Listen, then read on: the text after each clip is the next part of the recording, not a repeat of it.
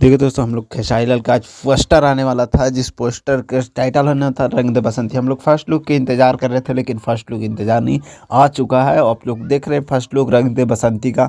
हम लोगों ने क्या सोचा था इस फिल्म के पोस्टर के बारे में कि खेसारी लाल यादव बर्फीली जगह पे और वर्दी में होंगे, आर्मी के लुक में होंगे खेसारी लाल यादव, बाल बड़े बड़े और डैशिंग लुक में होंगे, सेब में होंगे, क्लीन सेब में होंगे और बहुत ज़बरदस्त नज़र आएंगे।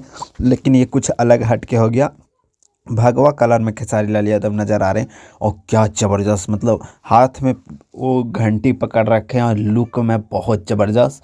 और पीछे से घंटी जा रहे हैं, मार रहे हैं, मतलब किसी गुंडे का, मतलब उस लेवल के लग रहा हो। क्या ज़बरदस्त पोस्टर बनाया गया। पोस्टर के टाइटल देख रहे हैं, रंग दे बसंती, मतलब अलग अलग रंग में लिखा हुआ टाइटल है।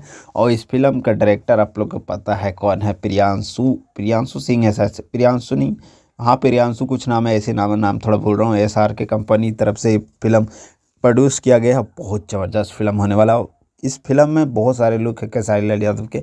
सो ज़्यादा कुछ नहीं बोलता हूँ। ओके बाय, लव यू, मिलता हूँ नेक्स्ट अपडेट के साथ। Love you, bye.